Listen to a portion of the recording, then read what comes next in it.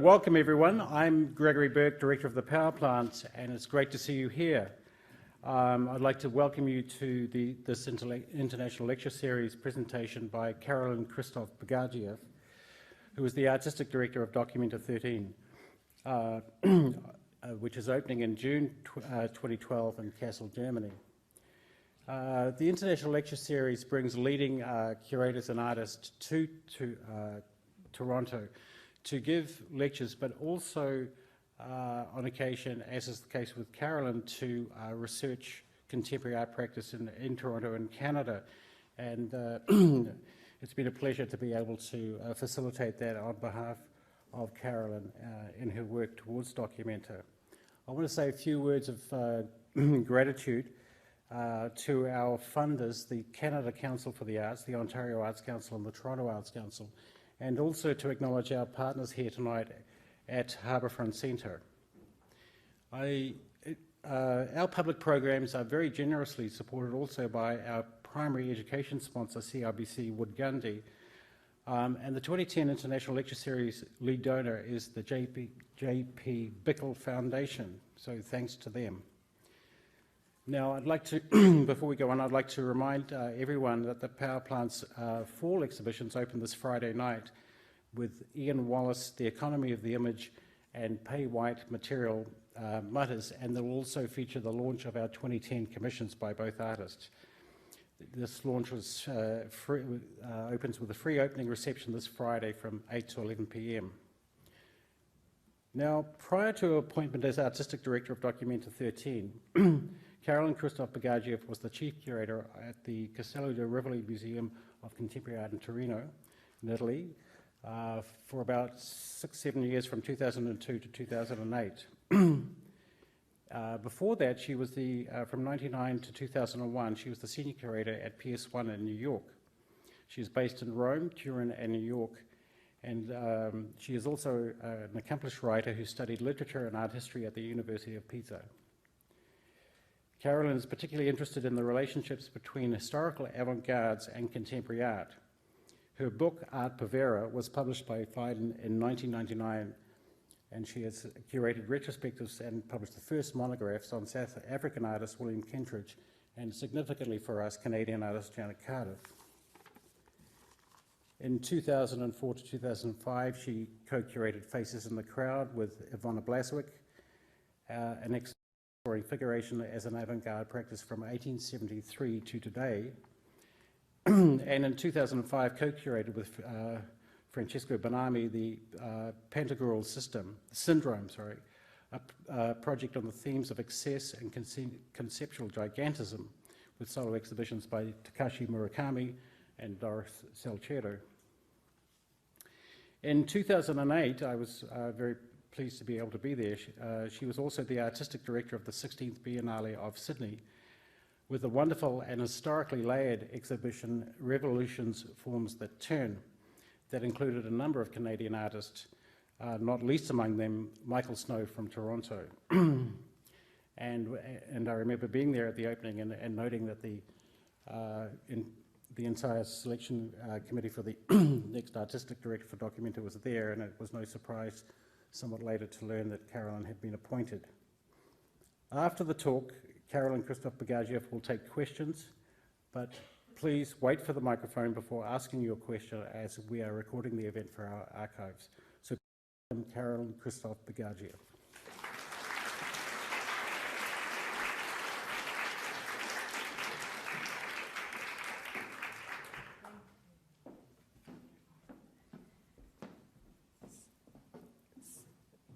Well, first of all, thank you very much for that nice presentation, and thank all of you for being here. Although, could you just put on the first, by the way? Although with this light, I of course cannot actually see each of you individually. Okay. This talk is a bit of a balancing act because we are 2 years approximately from the dOCUMENTA. So first of all, it is not prepared yet. It's on the way to being dOCUMENTA. And secondly, whatever has been prepared, I cannot even tell you because the Germans won't let me. And therefore, it is an interesting, surreal moment that we will spend some time together not speaking, about dOCUMENTA. So, and on that note, I can tell you a little bit about my way of thinking about exhibitions and some of the ideas and preoccupations that I have. So an exhibition may be conceived as a network of many exhibitions, each shifting continuously between a forefront and a background, some visible, some invisible, some visible only many years after the event. This is always true of exhibitions, but it can also be intentionally true. And to make, in particular, a group exhibition is complicated today in the age of the rise and multiplication of Biennale exhibitions all over the world. The last time I counted, it was 154, which have decentralized the art system, or so-called art system, and created multiple ones. The accelerated increase in Biennale events since the early 1990s, of course, dOCUMENTA begins in 1955. We'll talk about that. Sao Paulo shortly before, a few years before. Venice 1895, and Carnegie 2 years after that. The accelerated increase in Biennale events, however, since the early 1990s, runs parallel to the rise of the internet, same years, to the multiplication also of art fairs, and generally to the prominence of contemporary art as a shared idea today in popular culture. Art becomes, or has become, the ultimate object of communication, the ultimate information, at a time when communication and information themselves have become the ultimate object of consumer culture. dOCUMENTA 13, as an exhibition, will open in June 2012, as Greg mentioned. However, dOCUMENTA 13 is more than an exhibition. I think of it as a state of mind. Its DNA is different from those other international exhibitions of contemporary art, mainly because it did not emerge from the 19th century trade fairs or world fairs of the colonial period, bringing to the old European centers the marvels of the world, nor did it emerge from decolonization processes and modernization processes in post-colonial contexts, as did indeed the Biennale of Sao Paulo in '53, and other more recent biennales, starting with the Havana one and so on, and actually in the 80s, but that development is mostly from the 90s. It emerged, on the other hand, from trauma, and within the space where collapse and recovery are articulated. It emerged at the juncture of two rather opposite things, of where art is felt to be of the utmost importance as an international common language and world of shared ideals and hopes, which implies that art has indeed a major role to play, or plays a major role in social processes of reconstruction, healing, and recovery, as well as, in this juncture, it emerges at a particular time, when art is assumed, or still assumed, to be the most useless of all possible activities, and within the legacy of the notion of modernist autonomy of art. At the juncture of both these spheres, where the social role of art and the autonomous field of art meet, paradoxically, lay les enjeux de l'après-guerre, as Catherine might say, and the politics of the West in the mid-20th century, for better and for worse. Go to the next slide. As the poster of the first dOCUMENTA. Interesting, the language is, of course, that it's foregrounding. To the right, the French, above the English, above the Italian, which tells us, of course, of the legacy of the early 20th century with the French in primary position, the emerging new balance of powers in the post-war period with the English in the center position, and Italian, of course, being the language of the Venice Biennale, which was a conscious inspiration for Werner Haftmann and Bode and so on in the founding of the dOCUMENTA. And it also speaks of a period of art when Italy, with Lucio Fontana and all of the connections between Northern Europe and Southern Europe through a Grave Zero group and so on, would continue with Piero Manzoni and others, would be the background of much of what was the art historical negotiations and articulations until the late 1960s. Time is both the problem and the resource of dOCUMENTA.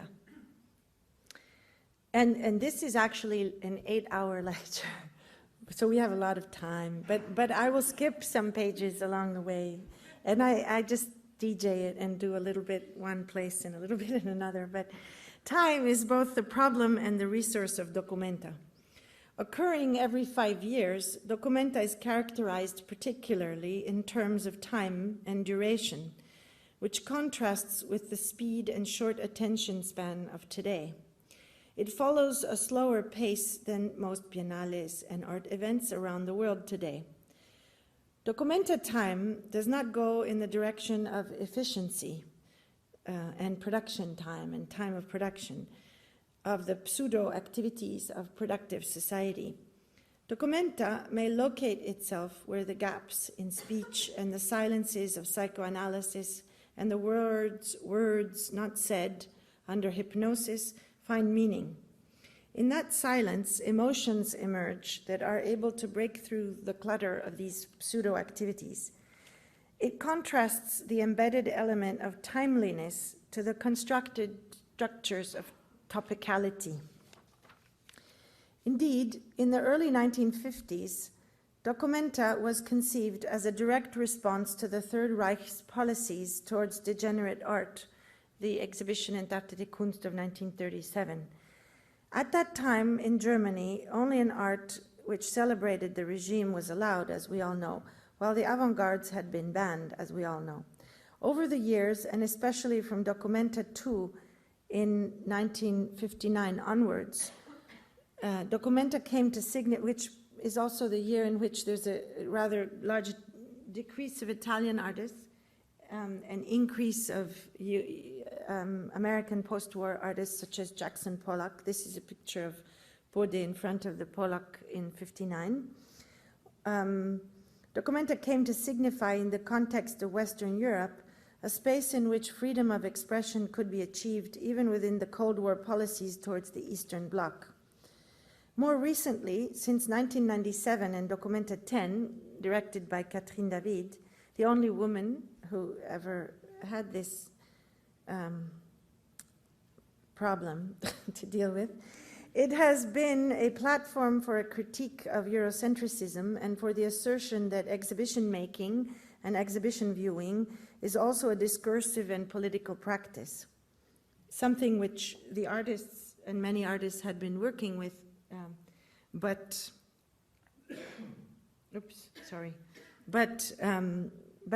not so much consciously in terms of curatorial practice by curators. In contrast to other periodic international exhibitions that have emerged, we said that already. dOCUMENTA is therefore viewed in our imaginary system as having, since then, a sort of strong theoretical grounding and a sense of urgency. An example of this, however, when one looks at it retrospectively from Catherine David backwards, well before D10, would be the engaged presence, for example, of Theodor Adorno's lecture in 1959 in Kassel within the lecture program. I'm just going to go ahead for a second.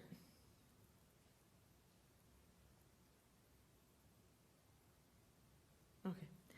those are my colleagues, all of the ones who are alive. I organized out of laziness and surrealist intent a conference with all of the dOCUMENTA directors who are still alive and substitutes for those who are not. For example, Jean-Christophe Amann with his pipe in lieu of Harold Seemann, and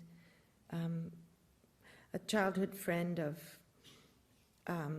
Bode, and also Walter Graskamp, who spoke about the Bode period. I personally, at this moment, am interested in a number of questions. I'm interested in questions, as you can see from what I just mentioned, of collapse and recovery. And I'm interested in their simultaneity today, as opposed to the traditional notion of collapse preceding recovery and recovery preceding another collapse. So I'm interested in the way that these two moments are actually simultaneous, both in many contexts in the social sphere, also in finance, in science, in many, many ways of seeing those elements. And I'm also interested in understanding why there has been a recent return to the destruction of the physical materiality of art in the age of the digital, which is something that decreased, for example, compared to the period prior to the French Revolution. It decreased dramatically in the 18th century, in the 19th century and 20th centuries.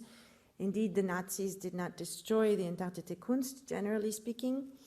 And in the 19th century, many things were looted, but generally not destroyed, because, of course, when art becomes a commodity and a fetish, it's not necessary to destroy it.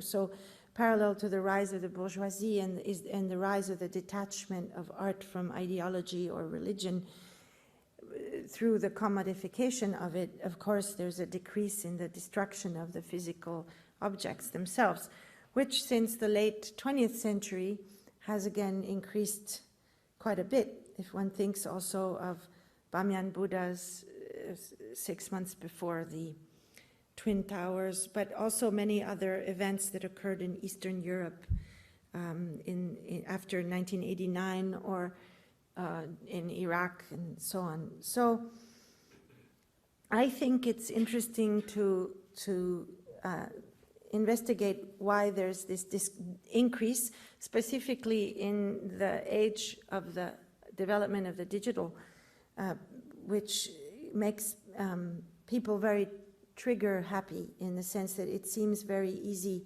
to delete because it's just a button. So there's ways in which this possibility or facility of deletion feeds back into the embodied parts of our lives as a let's call it an influence.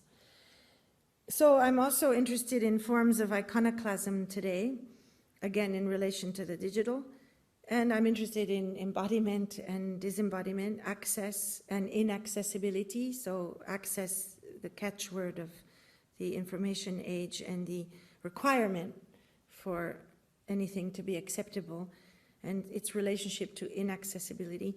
And I'm interested in being in a place and not being in another place at the same time as one is in a place, and how that impacts on what is the experience, for example, of an exhibition, as well as in other questions that relate to personal and collective emancipation, such as producing knowledge or choosing to withdraw from any form of knowledge production today, and the negotiation of the ideas around withdrawal that is going on today. And of course, I'm interested in the ways in which there's a discourse around the celebration of the non-conceptual craft and the activity of making the ordinary again.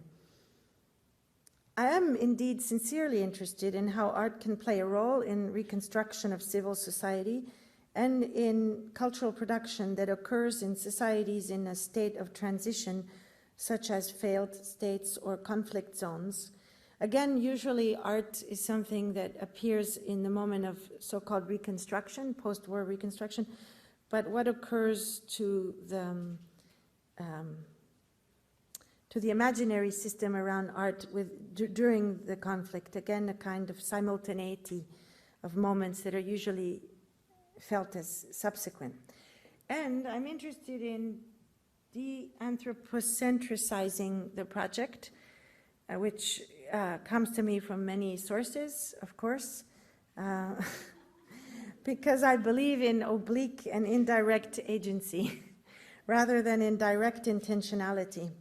And how we treat other species of animals and other forms of life on the planet tells us a lot about how we treat humans and ourselves. For example, in Italy, they just passed a law 2 weeks ago where stray dogs, if they're not claimed, they can be sent to as cavie, as guinea pigs in pharmaceutical companies and labs, scientific labs. So this non-claiming of the dog is also the moment of the death of the dog. And it's also interesting, the history of dog-human relations, as Donna Haraway teaches us, are extremely interesting. One story she did not tell was the story of the Istanbul Dogs, which was a story of a genocide of, well, you can't call it that, but dogcide of the dogs of Istanbul in 1911 during the period of modernization, the Young Turks who wanted Istanbul to look more like Paris and London, and there were dogs on leashes, but there wasn't such an enormous population of unleashed dogs, and in their endeavors to be modern, the dogs are massacred, and a year after that there is an explosion of cholera in Istanbul, of course, because the authorities had not understood that there were no other trash collectors in the city. And the year after that, there was, of course, one of the biggest genocide of Armenians. So the history of dog-human relations often is, because they are so domestic, so close to humans amongst all the other animals, are interesting to also as a kind of avant-garde, let's say. And I'm interested in surrealist strategies and in questioning the boundaries of the fields, actually, of human activity that we accept passively. For example, I'm not quite sure at present if the field of contemporary art actually exists or needs to exist, because it's an arbitrary decision that it exists. And it has only existed, as we know, for the last 3 centuries. And so one of the big mistakes, let's say, of postmodernist, post-colonial theory is to identify dominant art as European or Eurocentric, which, although only is true from Winkelmann onwards, and if one looks backwards and one were to interview Giotto and ask him what he did, it would sound more like an interview to a web designer today than to what we would consider an artist. He would probably ask questions like, how many doors do you need? What's the access? What should appear first? How many links should there be? And a certain number of other questions, which are very practical. And also the Greeks had no word for art. They had the closest word is tekne, which means craft. So I'm not sure that it's useful to continue this particular definition of a field, which is not questioning the practice, but it's a questioning how we articulate it and organize collections and fields in societies. And because that's always changed, and it's been a long time already, we're probably in for a lot of changes in various areas. The same way that also in the sciences, the boundaries between traditionally very clearly different fields like biology and physics are no longer so valid with the emergence of biophysics over the last years, and so on and so forth. So I'm looking forward and interested in how humans will reorganize the disciplines over the next 50 years, again for better and for worse, because reorganization of disciplines is always connected with questions around power and the exercise of power. And I'm interested in the labor of artists because they're both, in relation to what I just said, they're both extremely specific to a field in their legacy from that idea, as well as extremely non-specific or aspecific to any field in their amatorial openness. So, and then another thing I'm interested in is in love, actually, rather than desire. I mean, I'd like to move the question of talking about desire to perhaps investigating the word and the history of the word and the use of the word, the meanings of the word love. Also because so few people are willing in the digital age to pay the cost of being in a state of love.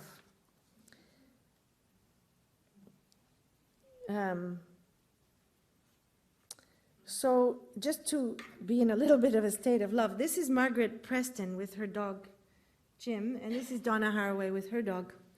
So I thought I'd read a few words from Donna's last book, which is When Species Meet.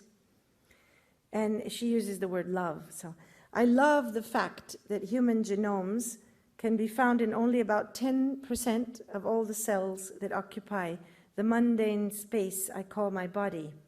The other 90% of the cells are filled with the genomes of bacteria, fungi, protists, and such, some of which play in a symphony necessary to my being alive at all, and some of which are hitching a ride and doing the rest of us no harm. I'm vastly outnumbered by my tiny companions. Better put, I become an adult human being in company with these tiny messmates. To be one is always to become with many. Some of these personal microscopic biota are dangerous to me, who is writing this sentence. They are held in check for now by the measures of the coordinated symphony of all the others, human cells or not, that make the conscious me possible. I love that when I die, all these benign and dangerous symbionts will take over and use whatever is left of my body, if only for a while, since we are necessary to one another in real time. So dOCUMENTA 13 is being developed from an archaeological perspective, according to which every cultural project that moves forward must be grounded or can be grounded in a backward gaze, a sort of ecological relationship to the past, as well as in a lateral and oblique gaze, constantly escaping itself in a play and display of lack. The etymology of the word dOCUMENTA reflected the needs of the time when it was born, namely through teaching, docere, to teach, documentum, documenta, in the plural means examples, models, lessons, but also in a less common usage, it means warning. To avoid the collapse of culture and intellectual endeavor that had happened under the Nazis at the beginning, that was an intentional usage of the word, in the hope at that time that the modernist avant-gardes of the 20th century, or reconnecting to them, could still achieve their dream, early 20th century dream of emancipating humanity. In this sense, formal and intellectual and aesthetic freedom became synonymous with moral and social liberty. So I have a title for the dOCUMENTA, but I might change it before the dOCUMENTA. And the title is the following. It's only in German. Der Tanz war sehr frenetisch, rege, rasselnd, klingend, rollend, verdreht und dauerte eine lange Zeit. So, I can't translate it, and Germans say that it means, this is the burning of the Friedrichianum after the bombing of October 1943. It was a library at the time and contained a large part of the Middle Ages of Germany in the Friedrichianum.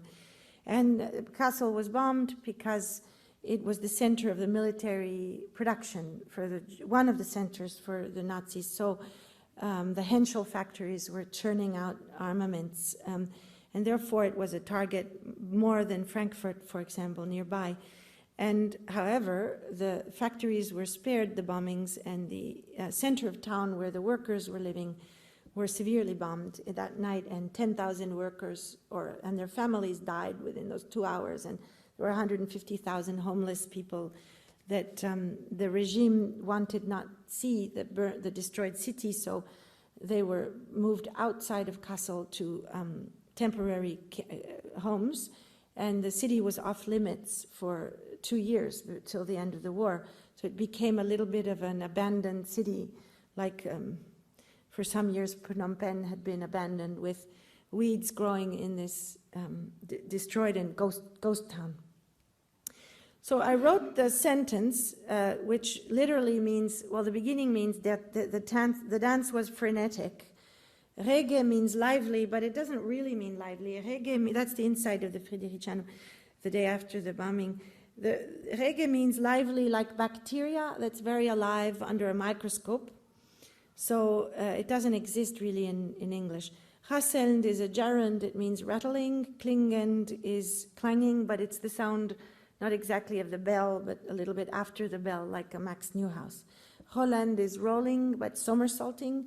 Verdreht is a word not used to describe dance. It's used to describe illness and disease. So, for example, a contorted body with Tourette syndrome and so on. Und dauerte eine lange Zeit, and lasted for a long time. I wrote the sentence as a provisional title in the attempt to create a phrase that was narrative and imaginative, through which one might imagine a sequence of choreographed gestures and movements, a phrase that would indicate a number of procedures as opposed to a theory or a concept for the exhibition. The title had to be hard to memorize, and thus a phrase that indeed might escape memorization, and the reduction to the commonplaces that, according to some intellectuals today, characterize language in the age of what we commonly call nowadays the age of multitude. Paolo Virno, one of the Italian thinkers emerging from, that's Arnold Bode in front of the Friedrichianum as the first document. Paolo Virno, one of the Italian thinkers emerging from the operaismo movement that in the late 1960s and 70s had attempted to dismantle not only the system of Fordist assembly line labor, but also the celebration of labor, the classical celebration of labor in the labor movement itself, of the classical left in Italy at the time. In his recent text, which, pardon for those who've already read it, I just stop a minute, The Grammar of the Multitude from 2004, analyzes the condition of dread and fear that traditionally bound individuals together into a people in the Hobbesian sense and modern sense, able to give up their singularity for the security of belonging to a community. Virno, and compares that with today. Virno looks at the characteristics of the contemporary multitude. He's not the first person to use the term or to return to the use of the term at all, but I find his thinkings on language today interesting. Virno looks at the characteristics of the contemporary multitude of the digital and networked post-Fordist age, recognizing, first of all, that it seems impossible to speak of substantial communities anymore. And 20 or more years after the optimistic, strangely enough, views of Foucault, I remember Foucault's writing about the archive and the witness, quoted in Agamben's writing about what's left of Auschwitz in 98, Foucault, just to go back to somebody nice, one can imagine a culture where discourses would circulate and would be received without the author function ever appearing. All discourses, whatever their statute, their form, their value, or the treatment to which they are submitted, would occur in the anonymity of a murmur. Of course, Foucault was encouraging this and was happy that this would be occurring in a way. I mean, happy is a silly word, but Virno remarks, one cannot speak reasonably of substantial communities. In today's world, impulsive changes do not overturn traditional and repetitive forms of life. What they do is to come between individuals who by now have gotten used to no longer having fixed customs, who have gotten used to sudden change, who have been exposed to the unusual and to the unexpected. He implies as a norm. What we have then at every moment, and no matter what, is a reality which is repeatedly innovated. It is therefore not possible to establish an actual distinction between a stable inside and an uncertain and telluric outside, and as a consequence, all forms of life have the experience of not feeling at home. There is nothing more shared and more common, in a certain sense more public, than the feeling of not feeling at home." Unquote. It is the distinctive trait of the concept of the multitude, and this condition brings to the necessity, he analyzes, of the foregrounding of those characteristics of language that before were its structures in the background, and that now, however, become a shared and common terrain of relations between singularities that tend towards ever more differentiations from others, ever more peculiarization and specification, rather than towards a becoming common. So you start with the common and on Facebook, and you specialize into becoming specific and singular throughout your long life, as opposed to the opposite endeavor. In Aristotelian rhetoric, the generally valid logical and linguistic forms were the topoi koinoi, the commonplaces, and remained in the background. The topoi idioi, the special places, closer to what we might call content, have today become expendable and interchangeable in this period, while the commonplaces have come to the forefront out of a form of fear and of a sense of everyone shares, for example, A is bigger than B, or A is the opposite of B. While the life of the mind becomes public, the so-called cognitive capitalism period, we enter into a phase of history, economy, and society where those products of the mind are so reified and no longer propedeutic to production, but products themselves, a phase where the general intellect in Marxian terms, or intellectuality itself, no longer is the mainspring of the production of wealth, but becomes an intellect in general, based on commonplaces and articulated into the most advanced forms of today's systems of production. So Virchow, for example, proposes exodus and withdrawal, and going back to ideas of civil disobedience as forms of resistance to this state of affairs, which isn't necessarily what I think, but it's just interesting. And another interesting Italian writer, Bifo, or called, his real name is Franco Berardi, also one of the members of the Operaista movement, who founded one of the first free radios in Europe, Radio Alice, in the late 1970s. Writing recently, he connects these problems of language, for example, and in behavioral patterns to the rise of the internet, into questions of simultaneity, access, speed, and disembodiment.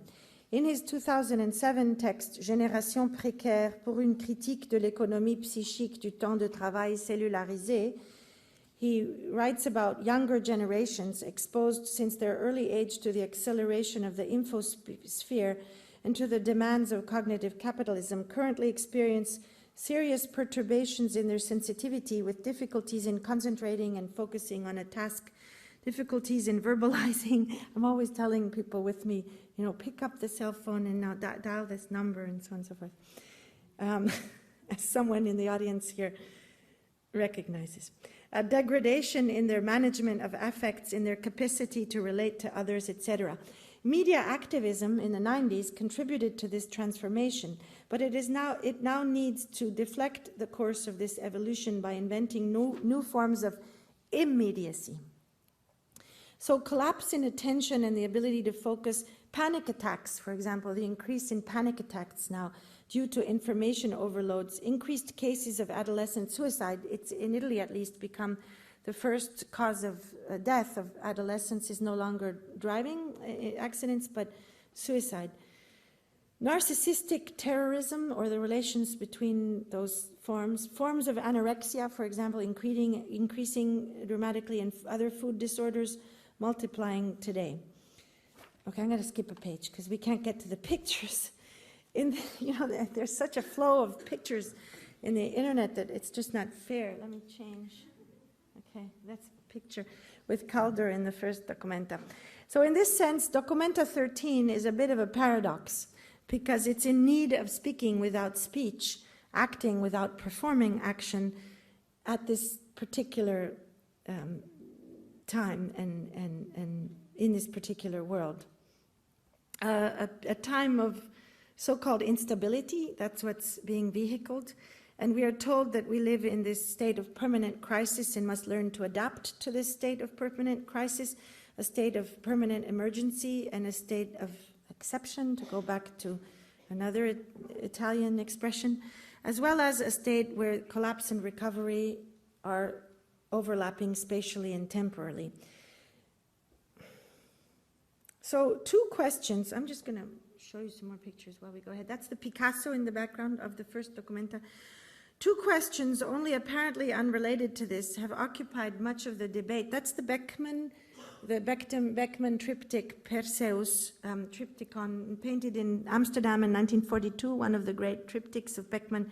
The day after Hitler gave his talk on Untitled Kunst in 1937, at the opening of the Untitled Kunst exhibition, Beckman decides to leave, or so goes the story, and he flees to Amsterdam. But of course, he wasn't very lucky because, of course, Holland is occupied soon after, and so he nonetheless becomes a painter in refuge, withdrawn painter, and paints some of his best works, such as the Perseus Triptychon, where problems of the difficulty of articulating different positions and different modes of existence in Europe at that time is also expressed through different spatial constructions and the three or more perspectives that are simultaneously present in the triptychs that he's doing. 2 questions, only apparently unrelated to this, have occupied much of the debate around contemporary art in recent years. On the one hand, there is the question of collaborative artistic practice and collective action, while on the other lies the question of the archive and the practice of archiving. Both of these questions are traversed indeed by the broader, although not actually as discussed. It's almost as if it's a given or an already resolved issue.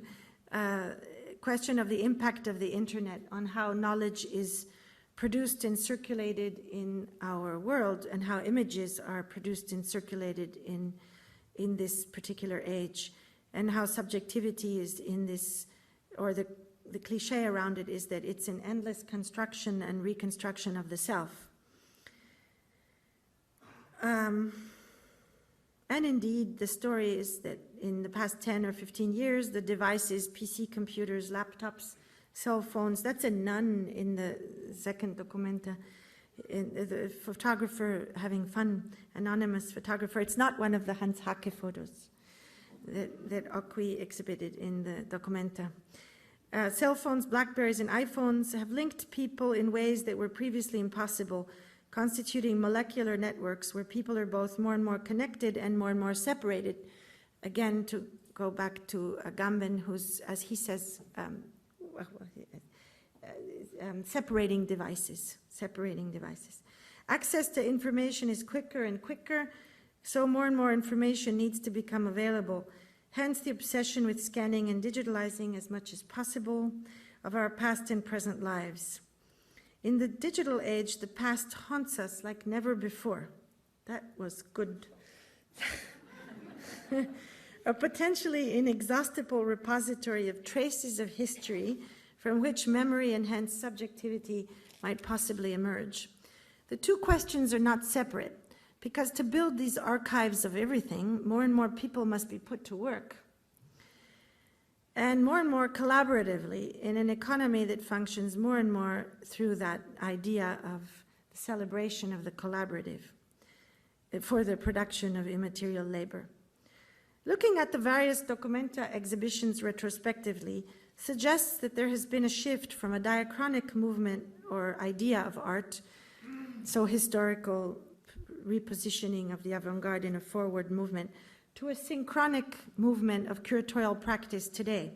From the experimental avant-garde's historical self-positioning, I just said that, in a forward movement from one generation to the next, from one art movement to the next, or concept of art to the next, to a practice which detemporalizes art into a geographic and spatial expansion of the field.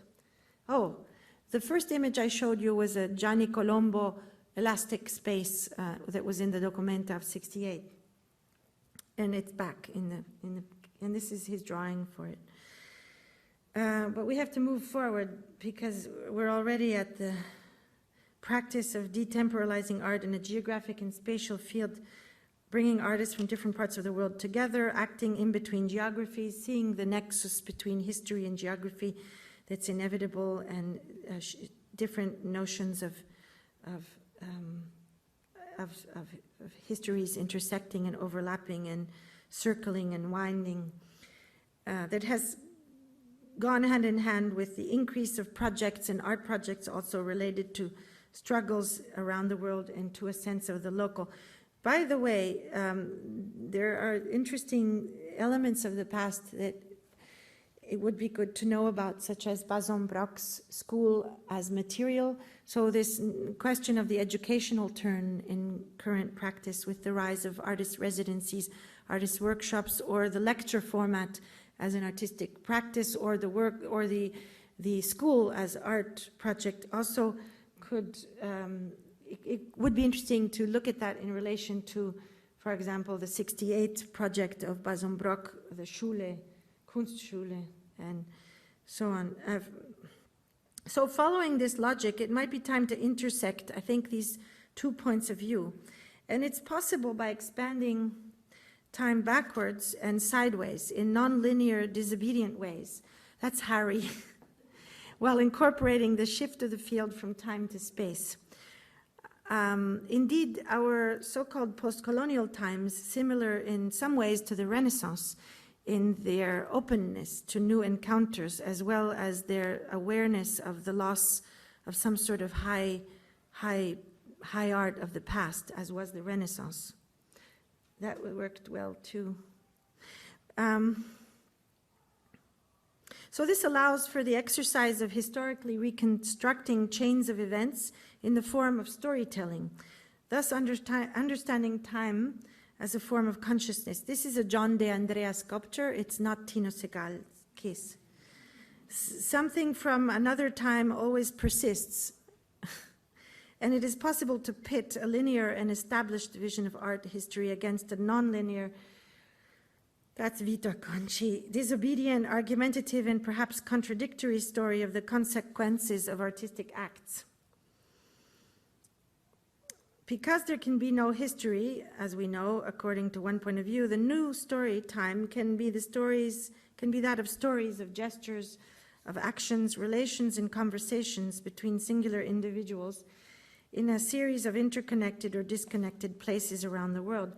This is the proof that Walter de Maria's Earth Kilometer actually happened, with the telescopic tunneling of 1 kilometer into the crust of the Earth, which is only 6 kilometers deep, and now still exists in front of the Fridericianum as just a little bronze plaque, round plaque on the ground, and the telescopic tube that was inserted 1 kilometer into the Earth still is there, but there's no label and no explanation of what that little round thing is on the ground in front of the Fridericianum.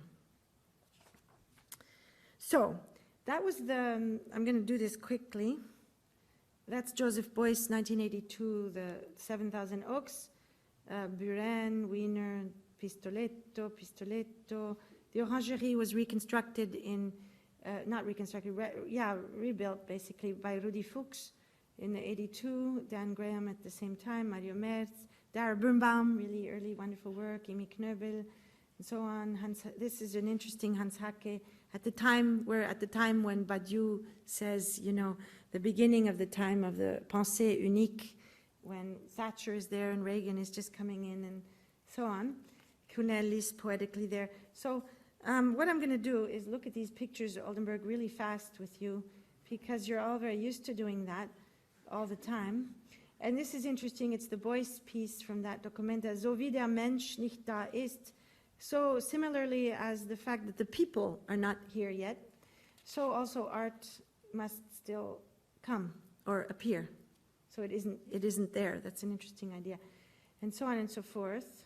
Some of these you recognize, some of these you don't. This is group material fantastic, the Kassel, a little bit of Romansigne, Kavamata, this is parallel, just somebody got their hair done like that. The Documenta Halle was built during the Documenta of Jan Hut, 1992, beautiful light into the David Hammons thing, Sildo Meirelles, and there are innumerable digressions possible, time wasted, time stolen from productive time, time for also hard Fordist assembly line labor and for escaping from the forced leisure of the Google offices in the afternoons that say that we must be extremely leisurely and creative and write poetry in the office in the afternoon, and so on and so forth, play ping pong and audio video editing software. These are the tents that Catherine built for people to sleep in if they didn't have a hotel room. Vita Conchi is useful, makes himself useful, builds the bookshop. Rosemary Truckle and Carsten Hüller, a place for pigs, and so on and so forth. And we're getting there. Broders, the first digital stuff. Oitisika in there. Catherine and one of her 100 guests. And another of the 100 guests, Yang Lian, and so on. And Emilio Prini playing with the photographer. Finally, we're up to here. Thomas Hirschhorn, Bataille, Shihinka Shonebare, Jeff Wall, and of course Lorna Simpson, Doris Salcedo, and so on and so forth. And Sildo Meirelles' popsicles, which weren't allowed to be distributed throughout the time, only for a few days, because it's rather illegal to make popsicles unless you're, it's health and safety regulations, which are really problematic nowadays. And then counting, and as you recognize that, and Brûlé Boisbrie and Anna Dalboven, and the Atlas Group, of course, Validrad, and then we get to Documenta 12, my predecessor. They actually did bloom, it's true, this is not a digital thing. It happened in August, it was a bit late, and Tanaka in front, and Tanaka's rice, and the wonderful big tent that was built on the occasion of that Documenta, because most Documentas build buildings, even if temporary, but they just get built. Simran Gill and Ibona Ramberi, Graciela Carnevale, and we get to where we are, sort of. And what I thought we could do is look at a series of 3 photographs together. But before that, a little digression. At the beginning of her 1997 book, Ghostly Matters, Haunting and the Sociological Imagination, Avery Gordon quotes Patricia Williams from her book, The Alchemy of Race and Rights. And she puts this quote in: "That life is complicated is a fact of great analytic importance." I just love that quote. So I quote Avery quoting Patricia Williams. That life is complicated is a fact of great analytic importance. So she begins her text there and explores the statement further. That life is complicated may seem a banal expression to the obvious, of the obvious. That was an interesting lapsus. Oh. That life is complicated may seem a banal expression of the obvious, but it is nonetheless a profound theoretical statement, perhaps the most important theoretical statement of our time. Yet despite the best intentions of sociologists and other social analysts, this theoretical statement has not been grasped in its widest significance. There are at least 2 dimensions to such a theoretical statement. The first is that the power relations that characterize any historically embedded society are never as transparently clear as the names we give to them imply. Power can be invisible, it can be fantastic, it can be dull and routine, it can be obvious, it can reach you by the baton of the police, it can speak the language of your thoughts and desires. It can feel like remote control, it can exhilarate like liberation, it can travel through time, and it can drown you in the present. It is dense and superficial. It can cause bodily injury, and it can harm you without seeming ever to touch you. It is systematic and it is particularistic, and it is often both at the same time. It causes dreams to live and dreams to die. We can and must call it by recognizable names, But so too, we need to remember that power arrives in forms that can range from blatant white supremacy and state terror to furniture without memories. Of course, that's a reference to Toni Morrison, the furniture without memories. So I'm not going to read you all of these pages. So some images. And I'm not going to read you all of this. Okay. So behind me, you see an image that I found while hunting through the dOCUMENTA archives.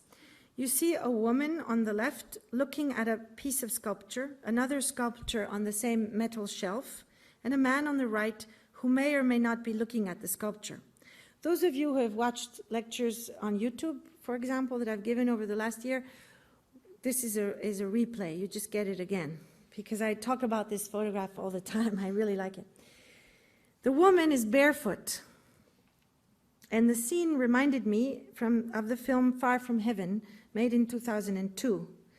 This photo was taken in 1959 by an unknown photographer. We do not know who she is. We do not know who he is. In 1959, the year in which this photograph was taken, many events occurred. On January 1st, Fulgencio Batista fled Havana when the forces of Fidel Castro advanced.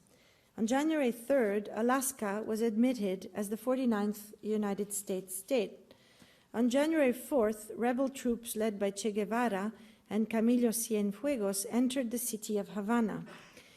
While in Leopoldsville, 42 people were killed during food fights between the police and participants of a meeting of the Abaco Party. On January 8th, Charles de Gaulle was inaugurated as the first president of the French Fifth Republic. And on January 29th of that month, Walt Disney released the 16th animated film, Sleeping Beauty, while on February 1st, a referendum in Switzerland turned down female suffrage. On February 6th, at Cape Canaveral, Florida, the first successful test firing of the Titan intercontinental ballistic missile was accomplished. And on March 9th, the Barbie doll debuted. On March 18th, President Eisenhower signed a bill allowing for Hawaiian statehood. On April 9th, NASA announced its selection of 7 military pilots to become the first U.S. astronauts, while on June 3rd, Singapore became a self-governing crown colony of Britain with Lee Kuan Yew as Prime Minister. And on June 9th, a few days before this photograph was taken, the USS George Washington was launched as the first submarine to carry ballistic missiles. That was Wikipedia, photographed Wikipedia on October 2nd, 2009. They might be different now. On the 11th of July, 1959, this exhibition, of which you see a photograph, opened, and it was indeed the second dOCUMENTA exhibition. World events and the space age race intertwined in the media of 1959, which was also the year Pan Am flight pilots sight UFOs over the Pacific Ocean, and Alfred Hitchcock's North by Northwest appeared. However, to go back to our photograph, what you do see in this picture are two people who are members of the audience of dOCUMENTA, that's a fact, and they are passing in front of sculptures by Julio Gonzalez. dOCUMENTA 2 was focused on art after 1945, and it's interesting to note that Julio Gonzalez was dead in 1942. Therefore, there were historical artworks by him in the exhibition. Indeed, in the exhibition Art After 1945, there were many works included by artists of the early 20th century. So it's central to understand art, Kunst nach 1945, after 1945, as being also how art is seen or wished or looked at or experienced also from the past, doing that after 1945. Julio Gonzalez is an extremely interesting sculptor to think about. He was from Barcelona, Catalonia, and he went to Paris for the first time around 1900, where he met Picasso, and then later on was in the whole circle of the expatriates in Paris. For some strange reason, rather mysterious, Picasso and Gonzalez will at a certain point part paths and not see each other again until 1928. There are many, many stories around and rumors around this on the internet. Julio Gonzalez was also the first artist who began to use the technique of welding in Western art, to my knowledge. And actually, he taught Picasso how to weld. The notion of, the fact of welding is a very interesting fact because, and I'm interested in welding. I'm interested in glue. I'm very interested in glue. I'm interested in not gluing and all of the different ways in which things are put together. When you weld, the two parts that you weld are less strong than the place where the weld is occurring, for example. When Gonzalez's brother died in 1908, he fell into a deep emotional crisis and lived in seclusion during the following years. He had been also an assistant of Constantine Brancusi for a while. In the course of those years, he entered into the Salon of Gertrude Stein and gradually abandoned painting, which he had started to do at the beginning, and went back to his early blacksmith skills through which he developed the welding question. He came indeed from a family of goldsmiths. And he moved quickly from bronze to welding iron. However, when acetylene oxygen became scarce due to the war, Gonzalez was unable to continue his sculptural work and was left with drawing and modeling using plasticine and gypsum. If we look at this photograph, we see that the floor looks dirty and rough. The woman's movements are odd. She looks as though she's moving sideways to the left, as if she were about to stop and turn in front of the sculpture. Even her weight has shifted onto the left foot, creating a different form of linearity. This change of heart might be caused by the fact that he has stopped looking at her, and she has shifted her attention to the work, almost as if the work could represent a magnetic force that could distance her from the man, breaking eye contact with him. The hand in front of her mouth is indicative of the increased attention she is paying to the artwork, but also of her perplexity and perhaps surprise. What is it that might have surprised her? This photo is interesting in that there is a triangulation that leads to the next scene in which the two people talk about art. Gonzalez's work is a device to make this meeting and this conversation occur. The other sculpture looks like a face, a countenance, and it is almost in the center of the field of the image, slightly off to the right. However, it seems mute, as if the use of figurative art were pointless and ineffective. No one is looking at this second sculpture. It is passive and indifferent. However, a third piece of sculpture is hidden behind the man, although only part of it can be seen, like a tail or a hidden organic element. With his hands behind his back, the man walks like a flaneur, as if he were strolling and not really standing in front of the work. He is in transit. The woman is stationary. The photo, of course, reminded me of Chris Marker's La Jetée, which came out 3 years after the photograph was shot in 1962, in which the protagonist manages only to focus his attention inside a museum scene, an exhibition scene, and he uses an image to travel back in time. According to the story, there's been a Third World War. The few that have survived the catastrophe live in subterranean passages and cellars below the city. Some of the scientists among them decide to carry out experiments by sending people back in time, perhaps in the hope of finding a way to save the survivors. After several attempts, they send back a man who has a very strong childhood memory of seeing a man assassinated at Orly Airport on the Jetée. It was himself traveling back in time from the future. On one of these trips, he meets a woman, probably the child's mother, his own mother, who seems to guide him on the journey. And the meeting takes place in the exhibition. The long table, the plinth, provides a system for display. It's probably made of metal, using a concept by Arnold Bode. At this stage, the objects on the plinth appear to refer to transitional objects, or appear to perform as transitional objects. They act as transitional objects. I'm going to skip this whole thing about Winnicott because we just go on and on and on with David Winnicott.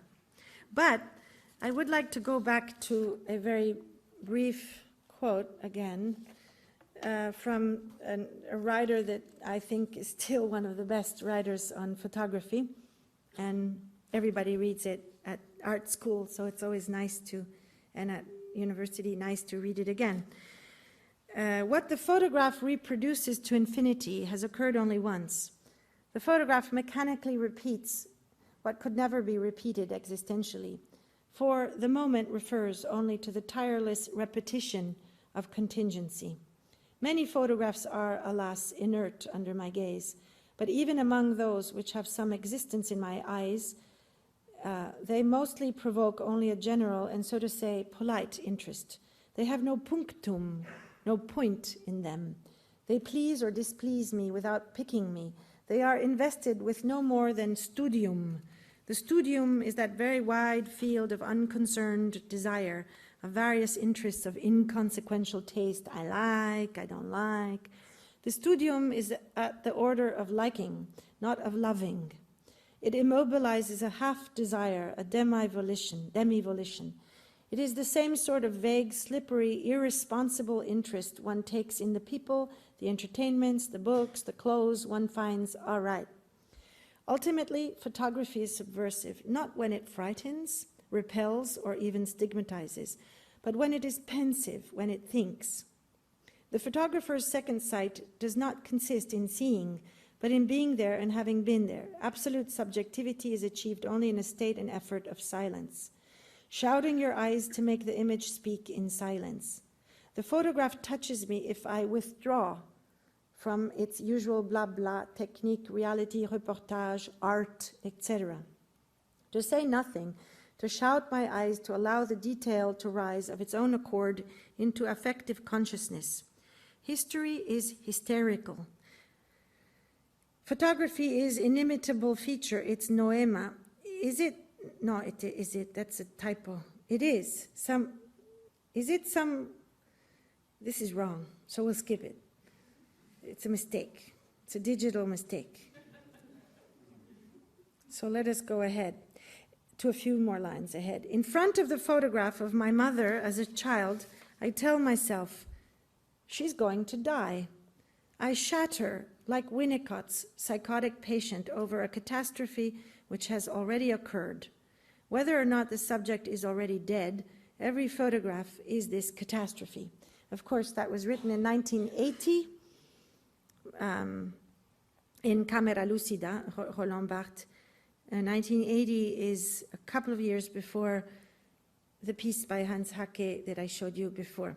So we actually have 3 photographs to look at. So I have to move forward, but this is a drawing from 1936, just after the Guernica bombing by Julio Gonzalez. And this is another interesting drawing by Julio Gonzalez that, of course, the photographer did not know when he shot that image. And this is another woman without a shoe, putting on the shoe in front of the Asgarjorn. I just slipped that in because it's nice, but that's not the second photograph. Okay, this is the second photograph. And it is a photograph of Lee Miller. This picture is not anonymous. It's actually all over the internet. It was shot by Life magazine photographer David Sherman on May 1st, 1945, in Adolf Hitler's bathroom in Munich. Lee Miller, fashion model, surrealist, muse of Man Ray, war photographer, is the model. The night after Miller visited Dachau on April 30th, 1945, earlier that day, by the way, Hitler committed suicide in his Berlin bunker, Miller and Sherman entered Munich with the American 45th Division that was liberating the city as embedded photographers. They happened upon a dilapidated and normal-looking apartment building on Prinzenregenplatz 27 and realized upon entering that it was Hitler's Munich apartment. Or at least so goes the story. They billeted there for 3 days. Miller wrote to her Vogue editor, Audrey Winters, quote, I was living in Hitler's private apartment when his death was announced, midnight on May Day. Well, all right, he was dead. He'd been an evil machine monster all these years until I visited the places he made famous, talked to people who knew him, dug into backstairs gossip, and ate and slept in his house. He became less fabulous and therefore more terrible, along with a little evidence of his having some almost human habits, like an ape who embarrasses and humbles you with his gestures, mirroring yourself in caricature, unquote. It looks like an apparently rather innocuous snapshot, or it could look like that, of Lee Miller in a bathtub. Actually, it's highly staged, and what one sees is that she's perhaps taking his place in the bathtub, creating a form of substitution or a situation where she in part becomes the victimizer and washes herself of the crimes of the perpetrator that she had visited the same morning, and she carefully places the boots with the dirty dirt from the Dachau near the bathtub. It is a mythic photograph, washing humanity of its crimes like a Christ-like figure. There is a sculpture of a woman on the table to the right in the image. It is a sculpture from the 1930s or early 1940s in the realist, nationalist, neoclassical style of Germany and Italy at the time. It is indeed inspired by the Venus of Milo,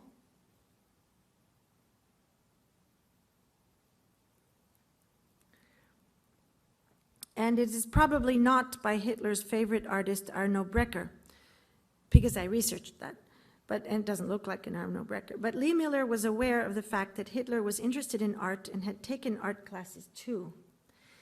Lee Miller also raises her arm in one of the versions.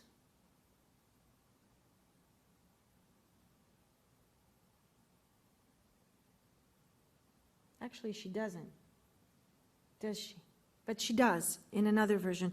There are 5 of these images. This one and this one are on the internet. There are other 4 that were not published in the Vogue magazine. Only one was published, that are in her Fairley Farm estate, where all of the photographs are kept, not the negatives, because she sent them off to Vogue magazine. In one of the photographs, she raises her arm like in the Baigneuse of Renoir, also inspired by the Venus of Milo, which you saw a minute ago. And she holds a washcloth. Miller, who lived in the circles of the Dada and Surrealists and was portrayed by Man Ray as well, probably remembered Man Ray's photograph of Merit Oppenheim, also in a similar pose.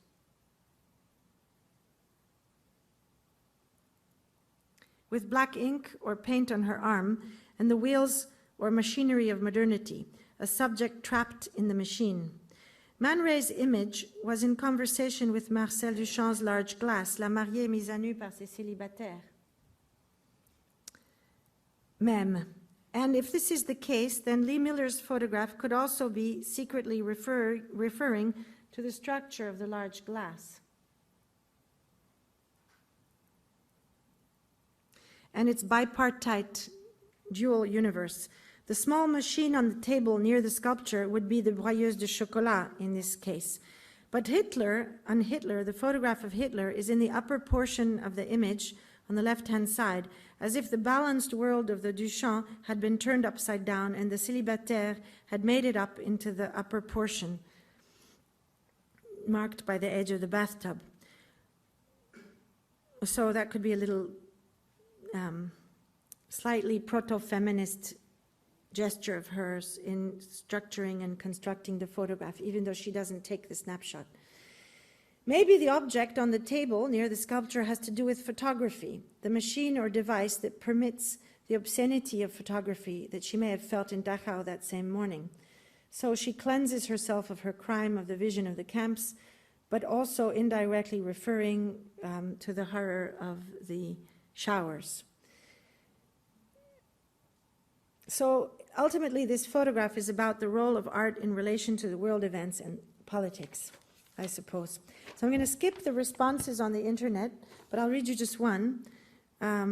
Someone writes, I am the rights manager of the Lee Miller Archives. It has been brought to my attention that the image above have been illegally used on your website. Although we appreciate your enthusiasm and interest in Lee Miller's work, displaying her work with no credit line at this size and no permission contravenes the copyright law. We require you to remove the image from your website immediately. You should note that you are also forbidden to store these images on any electronic retrieval system or use them in any way in connection with any other public purpose. I look forward to receiving your reply by return. And the February 2nd, 2010 entry says, are you representing Lee Miller or the photographer who made this photo? Fail. So then we have the third image I wanted to talk about. These are, by the way, two of Lee Miller's photographs taken that morning.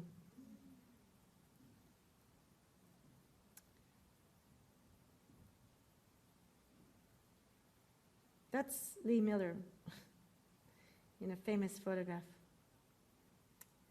Okay, that's the last photograph that I wanted to talk about. And we're on time. So to go back to the initial thoughts on collaboration in the archive, let's have a look at Gorzka Machuga, The Nature of the Beast, shown at Whitechapel Art Gallery, London in late 2009. Gorzka Machuga's art is grounded in the possibility of creating a complex and layered narrative where historical meaning might emerge, not as a set of communicated true facts, but rather as forms of intensity and agency through storytelling and palimpsest.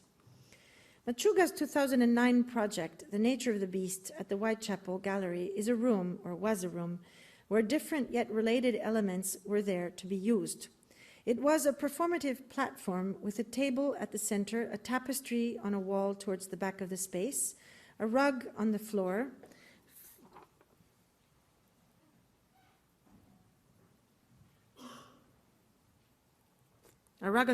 floor, films playing on a wall near the rug, a bronze sculpture, and a pile of newspapers that I don't have in the pictures.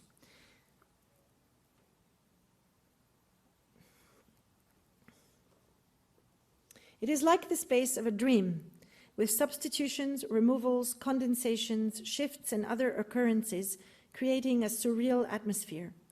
For this work, the artist borrowed the 1952 tapestry version of Guernica, which normally hangs outside the Security Council meeting room at the United Nations headquarters in New York.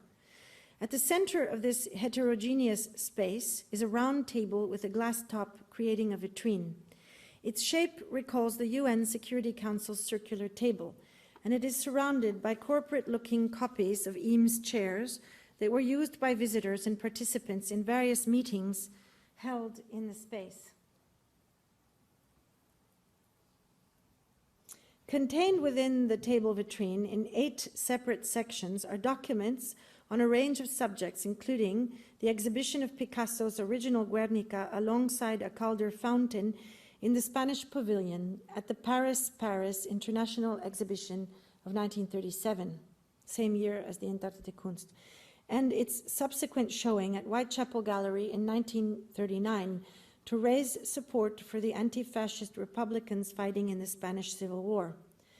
The space also displays elements related to the recent war in Iraq, including a bronze bust of Colin Powell, with his arms raised, holding a small tube of anthrax, evoking the speech held at the United Nations in New York on February 5, 2003, in which he argued for war on Iraq, a performance that was obsessively repeated in the media at the time. Opposite this bust, an Afghan war rug and a projection screen showed a selection of films and excerpts about the repetitive patterns of war, including Winter Soldier by the Winter Film Collective 72, Guernica by Anthony Penrose 1984. By the way, Lee Miller was married to Penrose, the surrealist, and Fallujah, the Real Story by Ali Fadil of 2005. There is a circulation of signs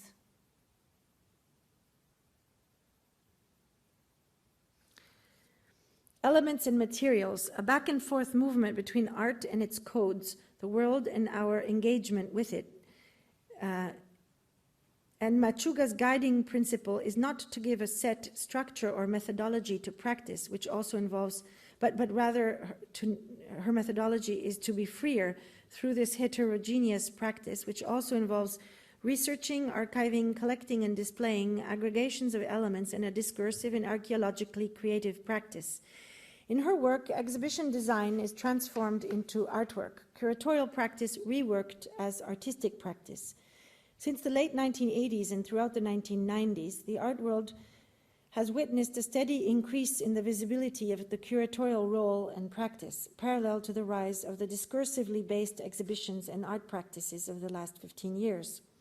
From this point of view, Machuga's radically free set of associations and her assumption of the role of the exhibition maker becomes a strategic move on the part of the artist towards artistic emancipation from such forms of intellectual mediation and control by curatorial practice.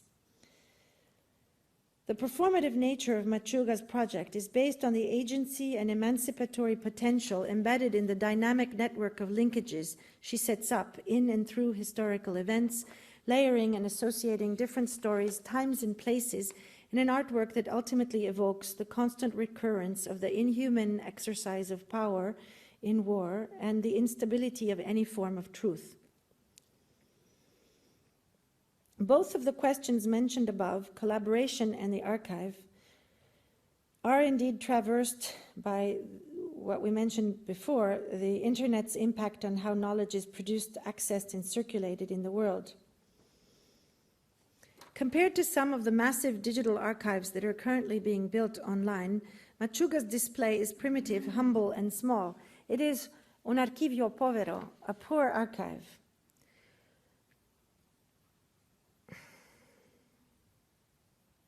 I'm going to skip that because we have to end. We have 4 more minutes, I think.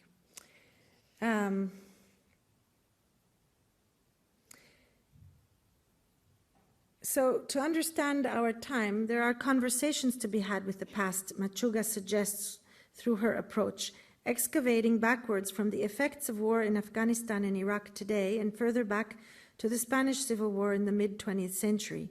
In what appears to be a work about the past, a reading through and a building up of archives concerning specific 20th century events, Machuga's project is really a project about our own time and about our future that is enigmatic. Just as when Picasso created his famous painting only a few months after the bombing of Guernica, and while the World Fair in Paris of summer 1937, where it was first shown, seemed blissfully unaware of the incumbent disaster of World War II in a parade of contrasting nationalist self-representations and political ideologies in the different country pavilions, our post-9/11 times seem also unable to fully register, understand, and act on the many signs. With all the imaginable facts before us, we seem nonetheless to know nothing. Unique events echoed through time by similar events can, however, be connected by a storyteller and become related. As in a dream, they occur synchronically and thus enter into a form of chirological time, just to quote another Italian, where meaning condenses and the instant expands and thickens into consciousness. Authoritarian language is one-directional. It imposes itself. We try to create more equal forms of exchange and conversation, but even those are fraught today in our times of social networking and what has and so forth. Storytelling is also one-directional, but it openly declares itself to be an interpretation, a negotiation of history, a fiction, a possibility among many. It denies its own factual authority by the very nature of its stated fiction. The exercise of learning how to tell stories, where human actions are repeated yet always different, layered in repetition, is an exercise in the appearance of past events and their simultaneous disappearance in the projections onto the present. Time becomes mythic time, not linear time, and the ability to tell a story is related to constantly adapting it to the subsequent contexts within which it appears. Therefore, Machuga's work is not so much a multi-layered, revisited archive on the history of Picasso's Guernica, as it is about the possibility and desire to build this archive.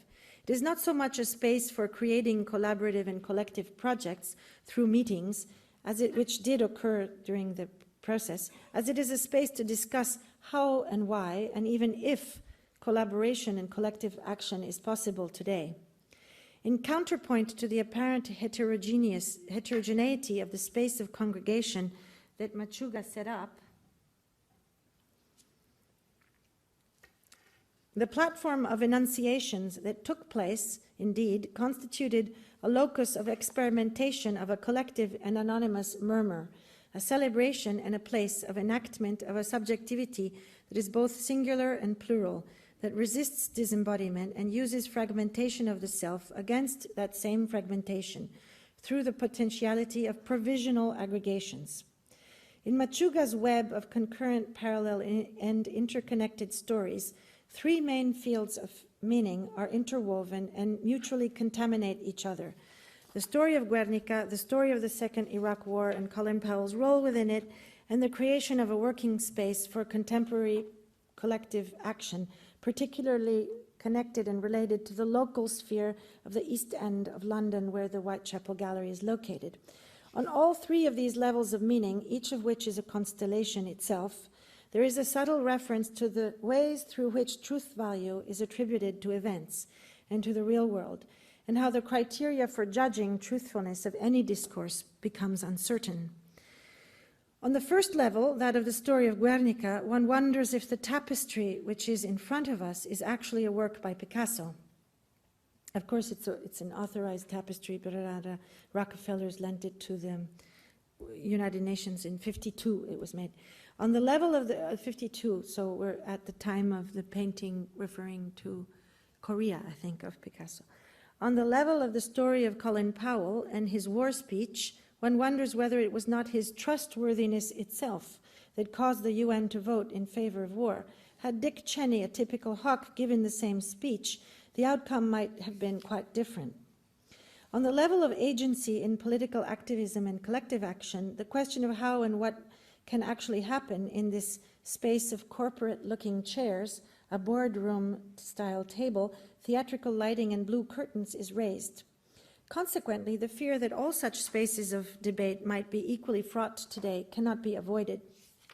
Furthermore, between these three levels of meaning, formal associations and slippages occur that interconnect them.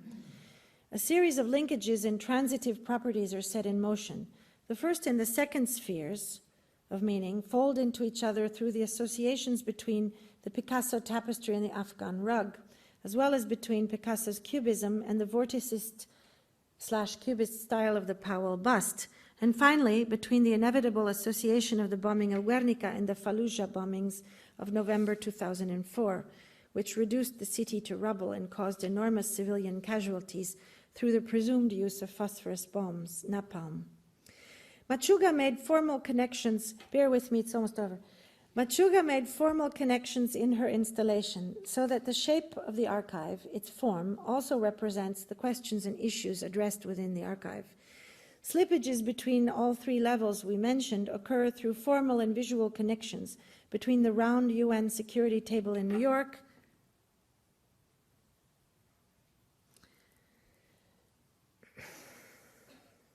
the round Calder fountain at the Paris International Exhibition of 1937, and the circular meeting table in the Machuga installation. Oniric forms of displacement occur in the positions of elements, however. For example, by placing the Picasso tapestry behind the meeting table, Machuga suggests that might be its position in the Security Council. However, at the UN, the tapestry is actually placed outside of the Security Council room where press conferences are held, and the tapestry was covered by a blue curtain when Powell addressed the press after his speech in the Council.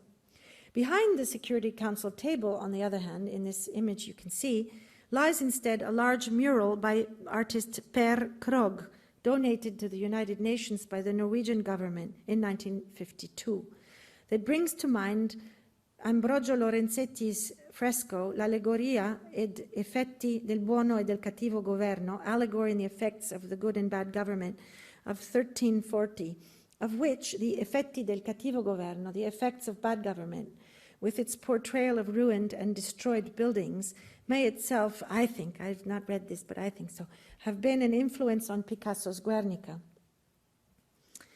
I don't have a picture to show you, but we do have the internet. Maybe we'll do that in the question section. In the Security Council room, brown curtains hang to the right and to the left of the large mural. Painted in Siena's Palazzo Pubblico, the fresco Effetti del cattivo governo had been created to inspire the city governors to wisdom during meetings held in that room, called the Sala della Pace, or the Room of Peace.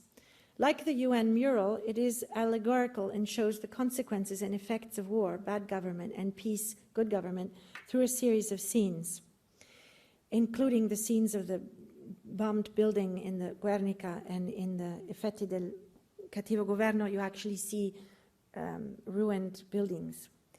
In a further slippage in celebration of the transformative powers of art, Machuga has also created a second tapestry on the nature of the beasts, which replaces Picasso's Guernica tapestry on temporary loan in future displays of the work. Basically, and in conclusion, aware of the provisional, anonymous, and often corporate nature of online archives based on word searches, as occurs with Google and other search engines, Machuga's objective, whether conscious or not, lay also in intervening on those same platforms on the internet and radically affecting them. Through this project, indeed, Machuga contrasted the digital with the embodied, while at the same time interfered in the virtual world of immaterial knowledge organization. At our still embryonic historical stage of the web, indeed, it is possible to redirect and alter the imaginary constellations to which we are subjected. Through The Nature of the Beast by Machuga, the search results for Fallujah and United Nations have been forever altered, especially in Google Images. Through Machuga's project, a huge number of search results now inexorably connect those two together online and link them to other spheres, such as the Guernica bombings and the collapse and recovery of humanity through art. The field of information around these spaces has morphed into a much more complex space of awareness of the contradictions of truth, history, war, and humanity. So to go back to Patricia Williams, quoted by Avery Gordon, the fact that life is extremely complicated is a fact of great analytic importance. And that's about that.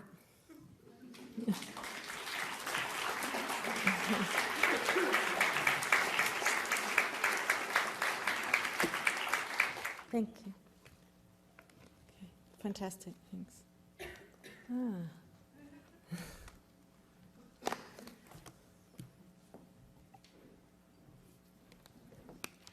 I'm going to drink. Excuse me. Okay. Well,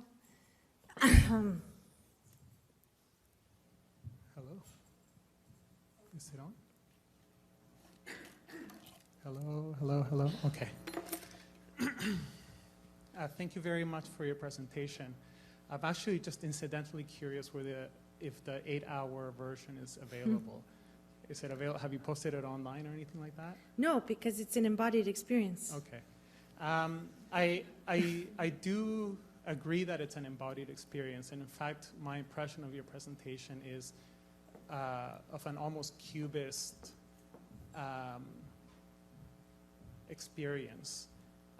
And your description of the Julio Gonzalez sculptures and your allusion to welding as a process in which the weld is stronger than the material constituents seem to provide a figure for the presentation as a whole, which thrived almost frenetically as a field of associations and kind of loose ends, loose threads, and so on.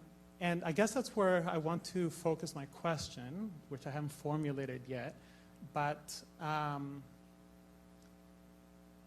you spoke about the subjectivity of the internet and of information overload and a kind of sense of panic and so forth. You also spoke about love and the amateur, and it seems to me that these are, you describe various ways in which associations may take place in subjects, in people. And I wonder what your perception of the artistic form of association is. A couple of options are imaginable to me. One, that one is kind of subject to input. Let's say that the world kind of gives you experiences, technology gives you inputs that you kind of have to weld together in an improvised way. And whatever you happen to glue together constitutes your image repertoire, your kind of sense of self and sense of coherence of the world and so forth. This is a kind of passive, almost victim-like subject, I think. And I can imagine another kind of subject that associates things according to their passions, their obsessions. We might even say their love for things. So one recurring theme of your presentation was you said, I'm interested in this, and I'm interested in this, and I'm interested in this, and I'm interested in this. I only did that for a few minutes. Okay.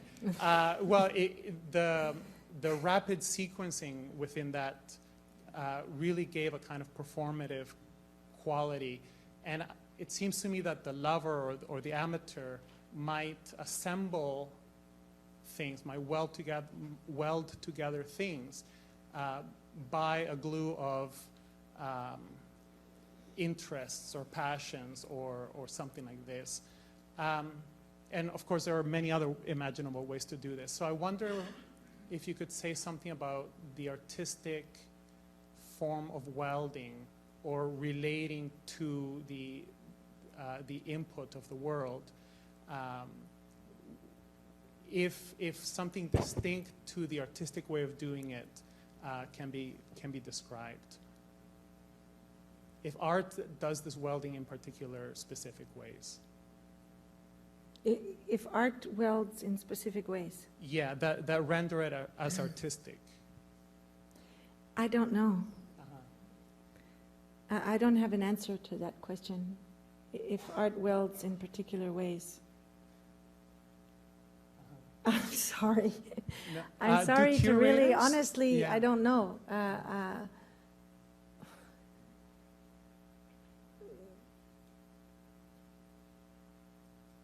It's not like welding is that easy, you know. You have to orchestrate it and prepare it, and it's not an easy thing. It's not just tagging. It's not the same as tagging.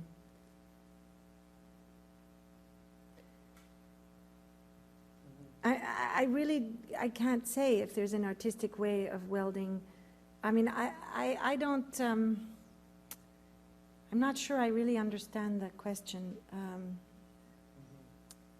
I'm not sure I understand the question, but I don't think it's a pessimistic endeavor to perform such activities. Is a way of exercising one's ability to navigate and to not collapse into panic, for example. So I find it very emancipatory exercise, storytelling and welding, which is interestingly the opposite of DJing in a way. I mean, it's the opposite because that's really based on the content of the parts that you're putting together in a collage. And in a certain linear also fashion, you know, first this record and then that record and then that record. So I kind of see it as a practice which is dealing with the commonplaces, how to deal with this question of the commonplaces of language as opposed to the special places. But it's by dealing with the connections of the special places that you can explore these commonplaces of language, for example, welding. Without it being synonymous with a collapse of intellectuality, which is the big risk now, no? The big risk is what happens when everybody who had a certain everybody who's not a digital native is dead. You know, then what happens with Wikipedia? It's a little problematic. So, seriously problematic.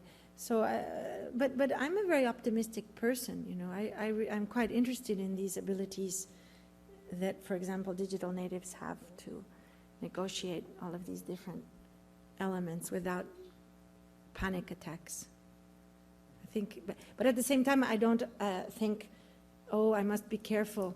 I must say how great everybody young is in the new things, the new, because otherwise I look like one of those old people that say it was better when I was young, because that's silly. I mean, that's absurd. If you look at history, that's absurd. I mean, there are moments of amnesia, and then there are moments of, and I think we're actually in a transition. You know, technologically speaking, it's just a transition. I mean, the period in which people spend a lot of time on a laptop is almost over, for example. And so therefore the whole relationship between what's in the cyberspace and your access to that and your normal daily life is going to revert back to a rather normality of spending a lot of time outdoors, because you don't need to spend so much time. So I'm not a technophobia person at all. But I do think it's, I think our times are a little bit similar to the 1830s sometimes, I think. So there's been the carbon fossil fuel revolution, the steam engine and so on, but there are little children in factories putting little things in little holes. And there's this emergence of this incredibly alienated labor force, and there's been no yet imaginations or policies to balance this and to create, for example, you know, the 8-hour work day and things like that.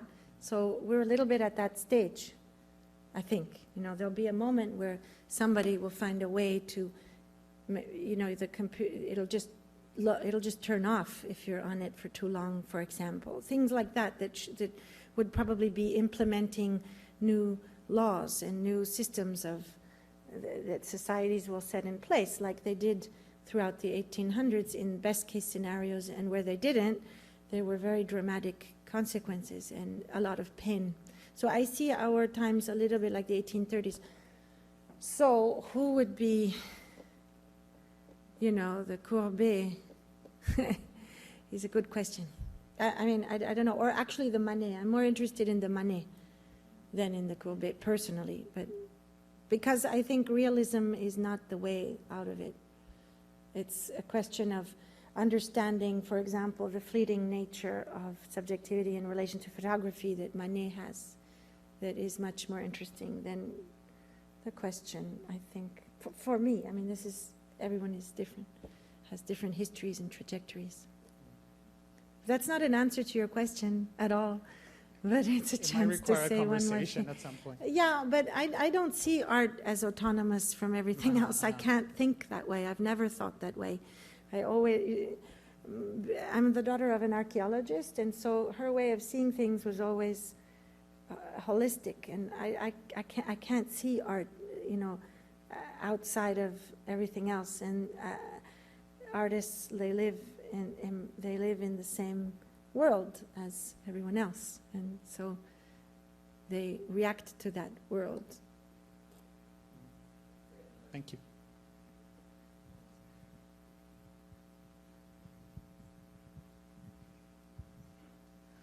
I'm really interested in your engagement with Documenta 1 and the post-war period in particular, precisely because it is, as you say, it's precisely this moment of the reconciliatory function of modernism, the kind of humanism. It's the moment of the family of man, too, the same year. It's a particular moment which today is, to say the least, corny, pardon my... because precisely everything after that is precisely the reaction to this. And I'm just thinking, why does this engagement with this period, why does this emerge today? What is the reason to look back in the mid-50s and to look back at this phase? And as a second part of this question is, how does this relate with the whole issue of historicism today and the historicization of contemporary art as such? Because I'm thinking that everything that came after Documenta 1 and Documenta, the move towards the contemporary art, was precisely Zero Group and the generation of European artists who were reacting to the humanism and the kind of informel and all these things that were Documenta 1 and 2 in some senses. So I'm just wondering, how does this engagement with this period emerge now, and how does this relate to the ongoing discussions now in academia about the contemporary as a historically bracketed period? There's a lot of writing happening at the time trying to figure out a kind of contemporary as a name. At the time now. Yes, Yeah. as a name. Because this is precisely what Documenta is dealing with. It's the problem of the contemporary. After it kind of... No, it's not necessarily. Documenta can be anything. I'm interested, for example, in the question of the definition of the field, even of, you know, so I'm not particularly engaging in what is the contemporary. Well, sorry, finish your question. And no, then because there's a dualism precisely with this. On one hand, the kind of 55 Documenta dealing with the past, dealing with the past of the specific post-war generation, and everything that came after. Not that everything that came after 55 was contemporary, but it's precisely this. everything is contemporary. Even an ancient fresco right now in Padova is contemporary because it's cum tempore, it's with us now. Anything that's in your perceptual field is contemporary. This idea that something is made at a certain point is really weird. I think it's a weird idea. So again, I think that, you know, I don't like to quote him because he's like a pop star right now. You know, he's become a pop star. So it's not so nice to quote Agamben all the time. Everybody's always quoting Agamben, but his little lesson on the contemporary is a very good lesson, and that he gave at the university last 2 years ago, which I think has come out in English also. What is the contemporary? And he says, you know, the same things that I've always thought, which is that anything that is present now is contemporary, and anything that is contemporary. There is no. If you're watching Pasolini interview on YouTube, it's contemporary. It's not that. You can't say that the Pasolini interview occurred in another time. I don't think that's possible. Which brings me to my interests. I find quantum physicists more interesting than most historians or people discussing history from sociological or let's say external or realistic points of view. That interview of Pasolini is made now. It's of today because I can see it of today as part of something done before. You know, it's the story of did the tree fall if nobody saw it that it fell? For example, Marquis de Sade. Is the Marquis de Sade from the late 1700s, or is the Marquis de Sade from the 1920s and 30s when André Breton was turning Sade into a cult figure? And is it rather of the 50s when it got printed? You know, so is Emily Dickinson of 1850, or is Emily Dickinson of the 20th century, second half of the 20th century, when it appears into consciousness? So I don't see the contemporary as something that is, well, someone mentioned that I wrote a book, the first monograph on Janet Cardiff. It included the collaborations with George Burris Miller, by the way. But indeed, it's true. And I mean, I share the same ideas around time as a lot of other people that are alive right now.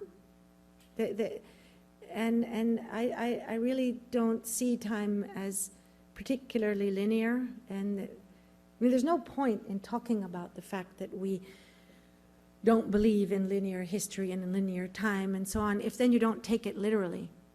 You know, it is a fact.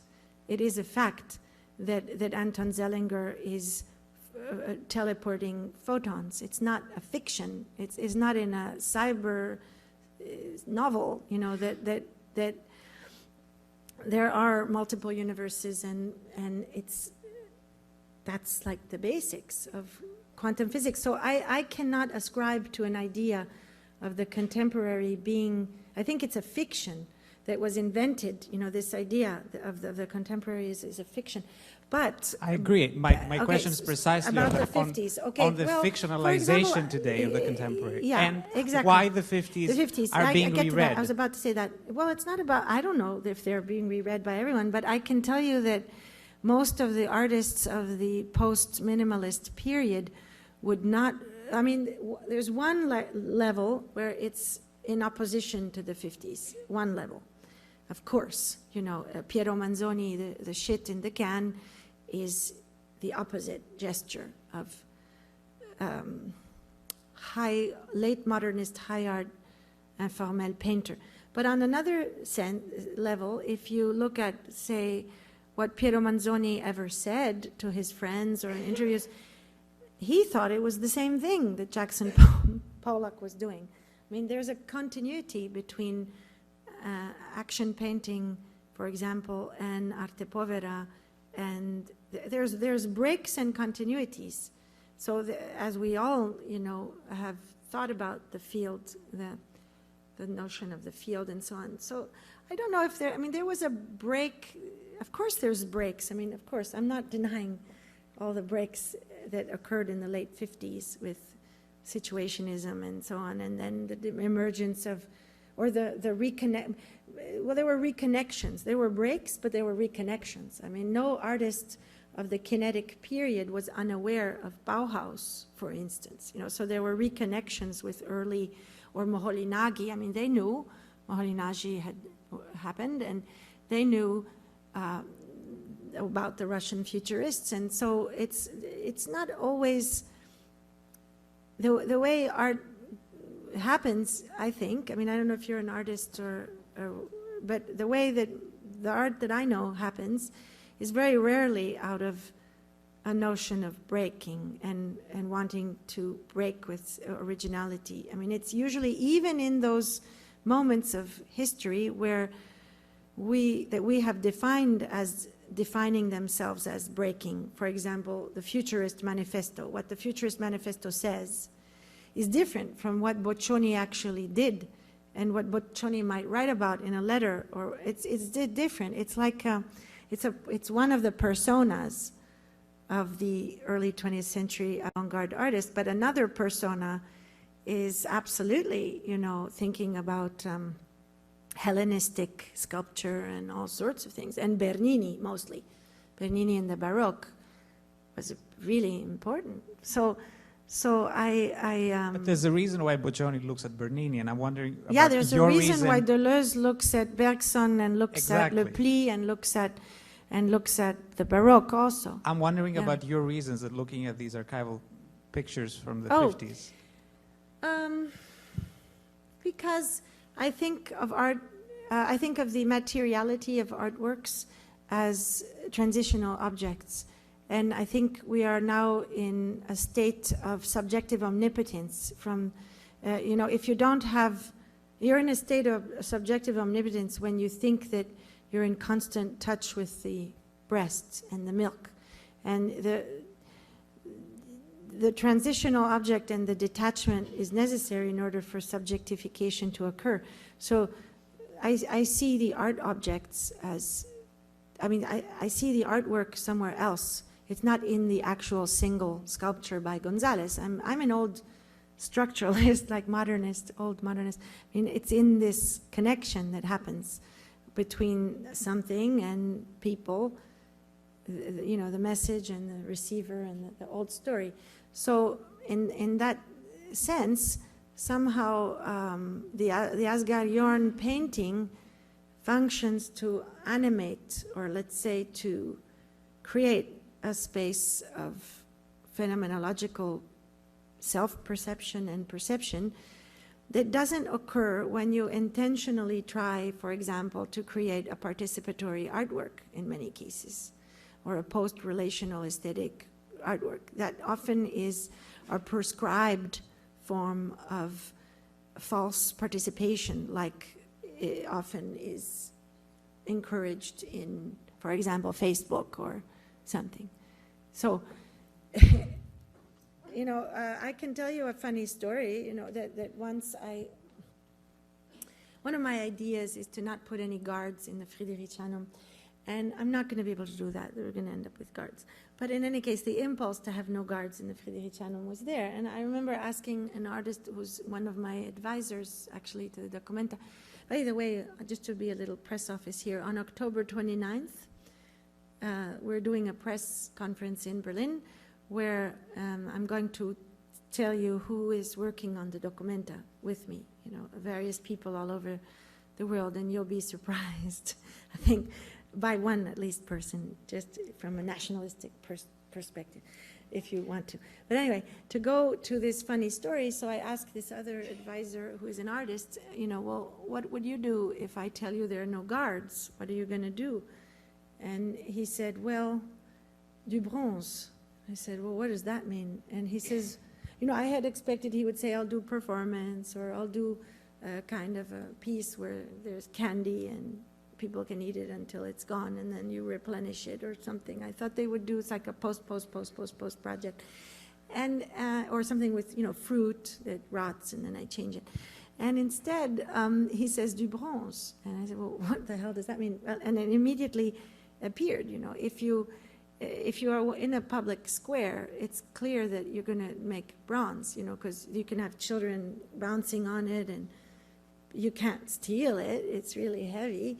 You can't take it away, and you can touch it. People can do like this to a bronze and nothing happens. So suddenly this really old-fashioned thing could be much more radical in terms of the experience of people in a space if we think of art spaces as being particularly inhibited spaces. I mean, most art spaces, because of health and safety regulations, you can't do anything. You can almost not even breathe. As a member of the audience, even, you can almost do nothing. So if this were an exhibition space, for example, instead of a theater, this would be completely illegal, this podium, right? And a pothole in the street is okay, and there'll be a curb on a street is legal in the street, but in an exhibition space, a curb is illegal because you can trip on it and hurt yourself and sue the museum. So this thing about protection of people is often really an argument that has to do more with insurance, I think, than actual care for, the art world is less free right now than many other universes that we inhabit. And so one of the endeavors is how do you restructure that and change that again. And sometimes things that appear really old-fashioned or conventional might be fine, because the problem is not to see them as artworks, but as transitional objects. In therapy, it's like therapy. We need a lot of therapy right now. It's like behavioral cognitivist therapy, or sex therapy or something, which is, fantastic possibilities. So I think, does that answer your question? Okay. I think, unfortunately, that's all the time we have for Really? this evening. That's so not fair. Those were long questions. Okay, thank you.